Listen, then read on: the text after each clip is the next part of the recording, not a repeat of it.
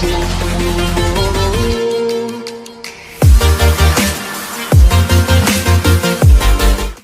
guys, and welcome back to my course. In this video, we will learn how to style React elements.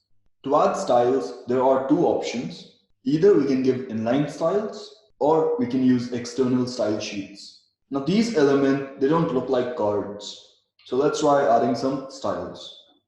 To add inline styles, just like HTML, you have an attribute called style. In HTML, it expects a string, but in JSX, it expects an object. And inside that object, you pass CSS properties and their values as key value pairs. So let's give it a try. So let's say style equals to, and curly braces because you're working with JavaScript now. So we'll be adding an object inside. So let's create an object. So curly braces to create an object. So let's give it some margin first. So margin, say 16 pixels. Let's give it some border radius. Say 5 pixels. Let's give it some box shadow. So let's say 0, 2 pixels, 5 pixels, hash, CCC. Now, if you notice, all the properties which had hyphen are now camel cased. So hyphen is gone and the name is now camel cased. So here, normal in CSS, you would write it as border hyphen radius, but when you're writing it in object, so you write it border radius with R capital. Same goes for box shadow and same goes for any other property which has hyphen. Let's save it. Let's check it out. Now this first one looks a bit like a card. Let's add some padding. Say 16 pixels. And let's add box sizing, say border box. Let's save it. Let's check it out. Let's bring our code editor also here. Okay, so now it looks like a proper card. So we can get rid of this HR tag. Let's get rid of it from here as well. Okay, so the first blog item looks like a card. So this is an object. So that means we can store it in a variable. So let's give it a try. So let's create a variable, say styles. And now this variable holds my style for the card. And we can simply pass this variable here inside these curly braces. Let's save it. And as you can see, it still looks like the card.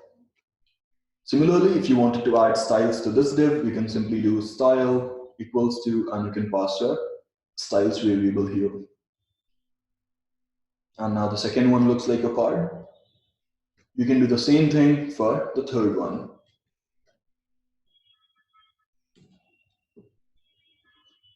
And as you can see, even the last one is looking like a card. Now the problem with inline style is that you cannot use pseudo elements, pseudo classes, media queries, and a lot more cool features of CSS. Although there are some libraries which help you do that, but we won't get into that right now. So a quick option is we put our styles in an external style sheet. So let's do that.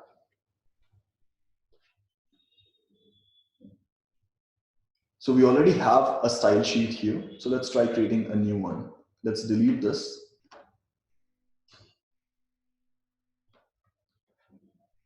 Let's create a new file. So let's say app.css. So coming back here. Okay. So these are our styles. We can move them to app.css, but we all know to make these style works, we would need to select an HTML or in this case, JSX element. So for that, we can simply add class name. So let's get rid of these style tags and add class name. Let's say blog card. Let's save it. Let's copy this and let's remove this variable. So over here, dot class name.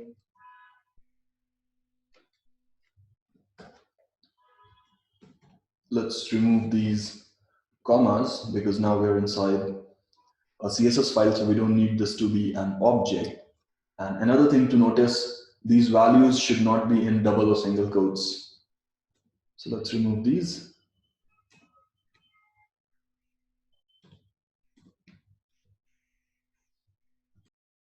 Another thing, this is not how you write styles in CSS file. So we will have to get back to our box-sizing.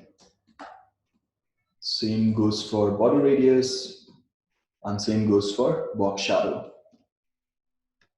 Let's save it and let's check our code. So as you can see, all the styles are gone now. None of these items looks like a card. So the problem is we have created a CSS file, but we haven't used it.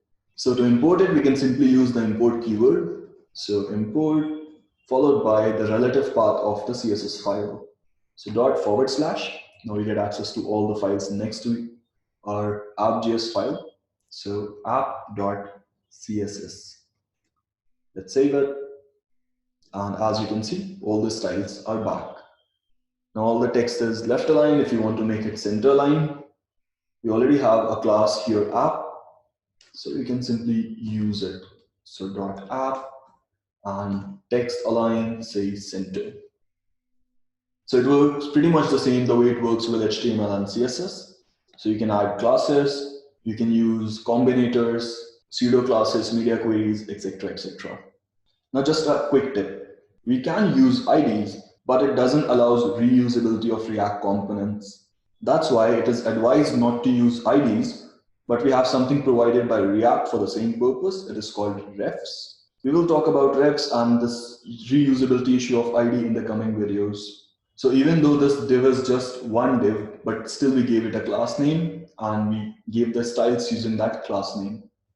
Normally with HTML, you would want to use an ID, but when working with components, you avoid using IDs. And that's all for today. I hope this gave you a better understanding of how to add styles to your React elements.